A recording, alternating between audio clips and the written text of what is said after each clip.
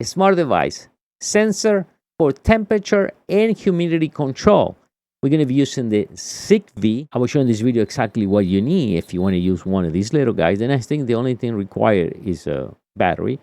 So I have a real-time information of anything. It can be the temperature of your house, maybe a fridge, a room.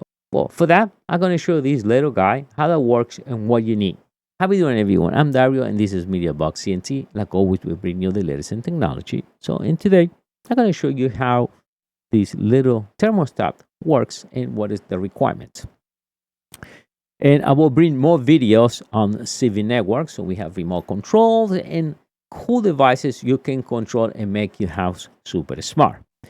Now, if you know how ZigBee works, if you know already everything about ZigBee, and you want to see just this, we're going to make that simple. Right below, just click and you can move the video just to explain how this thing works. Now, if this is the first time that you look into this and you don't have no idea how ZigBee works, or say, Dario, what I need, well, then stay tuned right now because I'll explain what you need. All right, so first, the difference between Wi-Fi and ZigBee. So Wi-Fi devices are pretty simple. We're going to be connected right into the router. And we have a smart devices such it can be a light bulb, switches, dimmers, and it is all kinds of different devices. The only thing required, I would say 90% of the time requires a 2.4 gigahertz network. Some of the new switches now, they start becoming a 5 gigahertz, but most of the time, or any of the old devices use 2.4. The difference sometimes that not everybody understands the Wi-Fi at home. They just comes to company, set your router, and they set up maybe a 5 gigahertz. Now you're trying to connect the devices, and you get the message, hey, your device do not support 2.4 gigahertz. And people don't know what to do at that point. And the only thing required at that point was just go and activate the 2.4 and run into your router. But company goes, Cablevision, or whatever company set it up for you, and it just set whatever 5 gigahertz. Then I'm going to explain to you sometime it is a dual network or how that works. So that's one difference on the Wi-Fi, right? So you got to make sure you run 2.4. Not a big deal, but I see a lot of people having a problem with that. Now, with the ZigBee devices, it does require a gateway. Why? Because it uses a different frequency.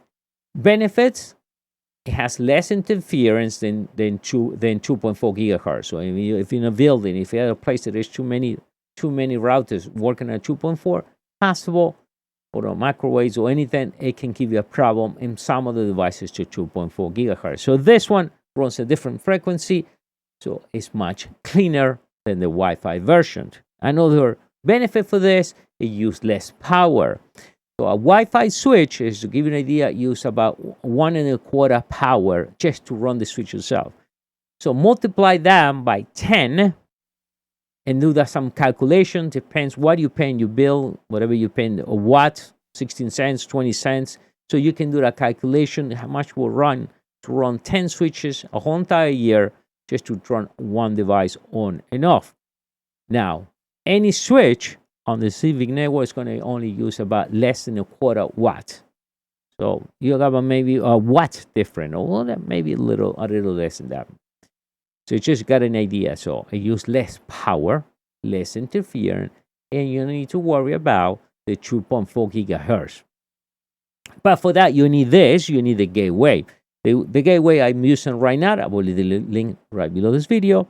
Now, this one is the high end from this company. Why? Because it also comes with the Bluetooth devices. So if a low power, so let's say if you're going to buy a lock that is a Bluetooth, you need a gateway, because the only thing you're going to be able to control that lock is when you're at home through the Bluetooth. But if you want to control that from somewhere in the Caribbean, or when you go vacation, you're going to be able to do that. You need to get a gateway. So why not get a ZigBee, and then it also the Bluetooth devices as well too. So now I can control in case in the future I'm going to buy any low power in the Bluetooth devices. I know the difference with this compared to the Wi-Fi. Wi-Fi, you are locked to the distance of your router to the last device, whatever it is, 20 feet, 30 feet away. With ZigBee, and they said in this router, it creates a network, a mesh network. So each device will talk to the next one. so you are not limited to the range that you get on your router. So this one is better. So you see the difference. That's what I want to show you. What is the difference between ZigBee and why you want to go this way instead of Wi-Fi? There are some pros and cons. Later on, I will create a video just go over this by yourself using ZigBee. Another advantage for that, let's say you can use this remote controls that are not available on Wi-Fi that I can use and control all any smart devices. Sure, we can use the phone, but sometimes this is faster. I have to unlock my phone to turn on a light. I can press a button and I can have all kinds of different programs and a low power in a ZigBee remote control. And I will create a video in the future for this as well too. So stay tuned for that. So make sure you subscribe because we're going to bring a lot of these cool ZigBee devices. Let's go into the sensor. If I check Amazon right now, it's about $17. I'll leave the link right below this video. And a small, tiny thermostat. The nice thing with this, we can see right there, I get the real time. Let's say now for my cigars, I was just playing around. That's why the humidity is still low. But I can get the real time. So my temperature in the box is 24 and 66% humidity. I don't care much the temperature. I care more about the humidity.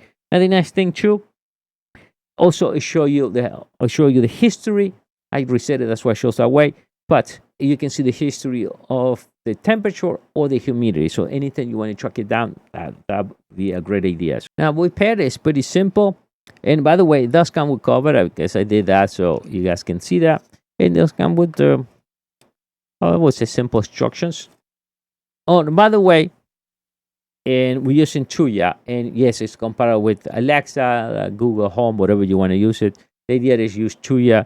It's a free app, but you can use any other. Smart Life you can use as well too. There is the same company, by the way. So it has a little button. We press the button here.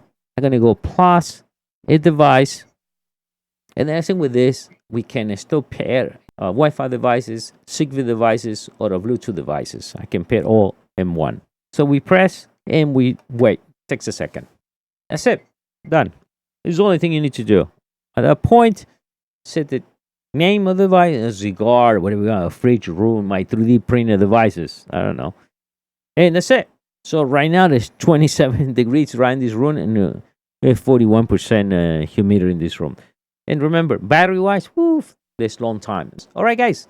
I'll see you next time with another cool ZigBee device.